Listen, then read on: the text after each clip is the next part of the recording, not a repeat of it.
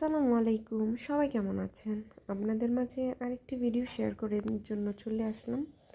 তো আজকে কিভাবে মজাদার বিফ নুডলস রান্না করি আমি আমার মতো সেটাই আপনাদের সাথে শেয়ার করতে চলে আসলাম। তো এই তো প্রথমে কড়াইতে পানি দিলাম, তার মধ্যে তেল আর একটু লবণ। কারণ তেল দিলে হয় কি, মানে নুডলসটা মানে লেগে যাবে না, ঝরঝরা থাকবে। তো এই তো আমার নুডলসটা সিদ্ধ হতে থাকলো। তো এখানেই যে আমি কিছু গরুর গোশত, সসেস, পেঁয়াজ এগুলো নিয়ে নিলাম। তো এখন আমি সসেস তেল কড়াইতে তেল গরম করতে দিয়ে এখন কিছু সসেসটা একটু ভেজে নেব। এটা হলো চিকেন সসেস। তো এই তো একটু লাল লাল করে ভেজে নেব।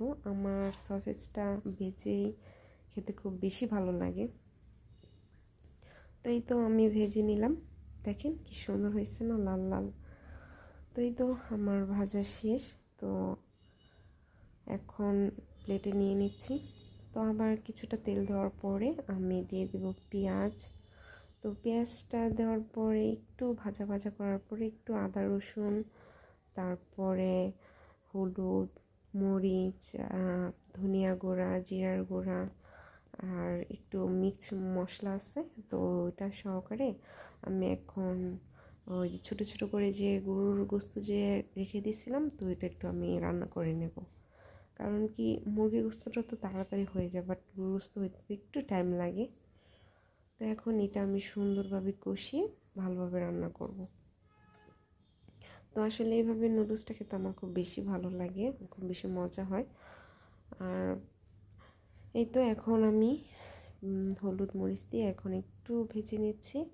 একটু ভেজে নেওয়ার পরে তো এখন আমি দিয়ে দেব গরুর মাংস। তো এই তো আমার সব মশলা দেওয়া শেষ। তো একটু ভেজে নিচ্ছি আবার। তো এই তো আমার একটু মশলাটা ভাজা ভাজা হয়ে গেছে। তো এখন আমি এই যে গরুর মাংসটা দিয়ে দিলাম। তো এখন গরুর মাংসটা আমি ভালোভাবে কষিয়ে নেব, কারণ ভালোভাবে কষিয়ে নিলে খেতেও মজা লাগবে। একটু ভাজা ভাজা করে ভালোভাবে কষিয়ে নেব, আর বারবার নাড়তে থাকবো যাতে নিচে এই কড়াইয়ের মধ্যে লেগে না যায়। তো এই তো আমি কষাচ্ছি ভালোভাবে। এখন আমি পানি দিয়ে দিলাম, আর গোস্তগুলো সিদ্ধ হবে। তো এখন গোস্তগুলো সিদ্ধ হওয়ার পর আমি ঢাকনাটা ঢেকে দেব। তো এই তো আমার পানিটা শুকিয়ে গেছে। এখন এই তো আমি আরেকটু নাড়াচাড়া করে নিচ্ছি। তো আমার গোস্তটা সিদ্ধ হয়ে গেছে। তো এখন সসেসটা দিয়ে দিলাম, কারণ এই মশলাগুলোর সাথে সসেসটা সুন্দরভাবে মিক্স হলে খেতে অনেক বেশি মজা লাগবে।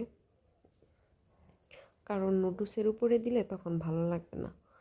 তো এই তো তখন এখন আমি এই যে নুডলসটা দেওয়ার পরে এখন আমি মিক্স করে নিব। এই তো আমার নুডলসটা দেখেন মাশাআল্লাহ কত সুন্দর ঝরঝরা হয়েছে, আর খেতেও কিন্তু মাশাআল্লাহ অনেক বেশি মজা হয়েছে। তো এই তো অফ ক্যামেরায় আমি আমার নুডলসটা রান্না করা শেষ। এই তো তার ফাইনাল লুক। তো কেমন হলো জানাবেন। আর খেতে আলহামদুলিল্লাহ অনেক বেশি মজা হয়েছিল। তো সবাই ভালো থাকবেন, পাশে থাকবেন। আল্লাহ।